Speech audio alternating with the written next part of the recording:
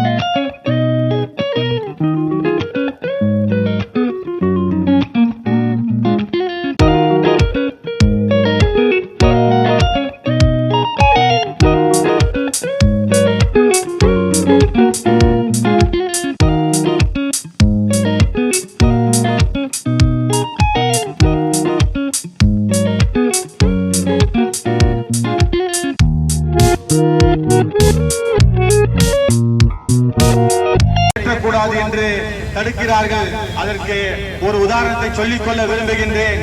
தேசிய கொடி பாபா சாஹிப்பின் தேசியத்துக்கும் சம்பந்தம் இல்லை என்பதை போல நினைக்கின்றீர்களா? அரசியலமைப்பு சட்டம் யார் எழுதி கொடுத்தது? பாபா சாஹிப்பை அந்த தேசிய தினத்திலே அவருடன் சேர்த்துவிட்டால் RSS கொள்கைகள் முறிந்துவிடுமா? அந்த RSS கொள்கையை நீங்களும் பின்பற்றி திராவிட முன்னேற்ற கழகமும் ஆட்சி செய்கிறீர்களா? எனக்கு ஒன்றும் புரியவில்லை. ஒன்றை மட்டும் சொல்லிக் கொள்ள விரும்புகின்றேன். இந்த தேசிய கொடியை ஏற்றுவதற்கு Naveen Jindal versus Union of India என்ற ஒரு வழக்கு இருக்கின்றது. அந்த வழக்கிலே பார்த்தீர்கள் என்றால் தேசிய கொடியை எப்படியெல்லாம் ஏற்றலாம், யாரெல்லாம் ஏற்றலாம், எந்த சூழ்நிலையிலே ஏற்றலாம், அப்படியெல்லாம் இருந்தது. அப்படியெல்லாம் இருந்த பொழுது அந்த தேசிய கொடியை ஏற்றுகின்ற அந்த கொடியுடைய தன்மையை பார்த்து கொண்டீர்கள் என்றால், அதாவது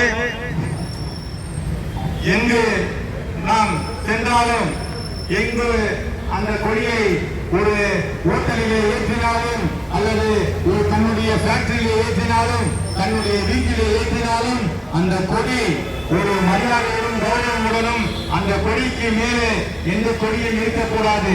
அதே போன்று அந்த கொடிக்கு இரவிலே வெளிச்சம் கொடுக்க வேண்டும். நீங்களே பார்த்திருப்பீர்கள், சென்னையில் உள்ள விமான நிலையத்தில் உள்ள கொடியை இருக்கிறார்களா அல்லது சென்ட்ரல் ரயில்வே நிலையத்தில் உள்ள கொடியை ஏற்றுகின்றார்களா? இதெல்லாம் ஏற்க வேண்டியதில்லை. கௌரவத்துடனும் கண்ணியமுடனும் தேசியத்துடைய கொடியை ஏற்றி அனைவருக்கும் எல்லா குடிமகனுக்கும் உரிமை உண்டு என்று அரசியலமைப்பு சட்டத்தின் மூலமாக இருந்த அந்த உரிமையை உச்ச நீதிமன்றம் Naveen Jindal versus Union of India என்ற வழக்கு மூலம் தெரிவித்துக் கொண்டிருக்கின்றது. காருக்கு மட்டும் கொடியேற்றுவது அலோவ் செய்யவில்லை. மற்ற இடங்களிலே கௌரவமாக தேசிய கொடியை ஏற்றுவதை அதை இந்திய அரசாங்க சட்டமும் உச்ச நீதிமன்றமும் அனுமதி இருக்கின்றது. அப்படி சட்டத்திற்கு மீறியும் அரசாங்க சட்டத்துக்கு மீறி அதை எங்களை கொடியை ஏற்றக்கூடாது என்பதற்கு கண்டிப்பாக காவல்துறை எங்களுக்கு ஒரு விளக்கமாக ஒரு மறுப்பு அறிக்கை, நாங்கள் கொடுத்த பர்மிஷனுக்கு ஒரு மறுப்பு அறிக்கை தர வேண்டும் என்று உங்களுடன் அன்பாக கேட்டுக்கொண்டு, தயவு செய்து தேசிய கொடி என்பது பாபா சாஹிப்புக்கு முன்னாடி ஏற்றுவது என்பது மிகப்பெரிய பெருமை. ஏனென்றால் அரசியலமைப்பு சட்டத்தில் குடியரசு தினத்தை வழங்கிய பாபா சாஹிப் அம்பேத்கர் மூலமாகத்தான் இந்தியாவுடைய முடியாட்சி 47 50 ஆண்டு காலம் வரை இந்தியாவுடைய இந்த ஆட்சியை தலைவர் யார் என்று கேட்டால் விக்டோரியா மகாராணி என்று சொல்லக்கூடிய லண்டனில் இருக்கின்ற மகாராணி தான் 1950 இந்த குடியரசு நடைமுறை தலைவர். அதன் பிறகுதான் குடியரசுத் தலைவரின் சட்டங்கள் இயற்றப்பட்டு இந்த குடியரசு சட்டம் இந்திய அரசியலமைப்பு சட்டம் அமலுக்கு வந்த பிறகுதான் அந்த சட்டத்தின் மூலமாக இந்த குடியரசின் மூலமாக இந்தியாவின் குடியரசுத் தலைவர் சட்டத்தின் இயற்றும் தலைவராக மாறினார். அப்படி இருக்கின்ற ஒரு சூழ்நிலையில இந்த குடியரசு தின விழா இங்கு கொண்டாடப்படுகிறது என்றால் எங்களுடைய பகுஜன் சமாஜ் கட்சியுடைய கொள்கை என்னவென்றால் இந்திய அரசியலமைப்பு சட்டத்தை அமல்படுத்துவதுதான் எங்கள் கொள்கை. வேறு எந்த கட்சிகளை போல தேர்தல் அறிக்கை நாங்கள் வெளியிடவில்லை.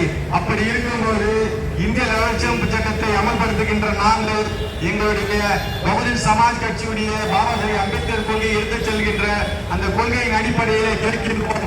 பகுஜன் சமாஜ் கட்சிக்கு தேசிய கொடியை ஏற்றுகின்ற உரிமை, இந்திய அரசியலமைப்பு சட்டத்தை ஏற்படுத்துகின்ற பாபா சாஹேப் கொள்கையை நாங்கள் பின்பற்றுகின்ற கட்சி என்பதாலும் மற்ற அனைத்து கட்சிகளுக்குமே இந்த உரிமை உள்ளது என்பதையும் தெரிவித்துக் கொண்டு எங்களுக்கு ஏற்றாருக்கு இந்த ஏற்ற அனுமதிக்காதற்கு உரிய விளக்கத்தை அளிக்க வேண்டும் என்று உங்களை கேட்டுக்கொண்டு பகுஜன் சமாஜ் கட்சியின் சார்பாக இங்கு பாபா சாஹேபுக்கு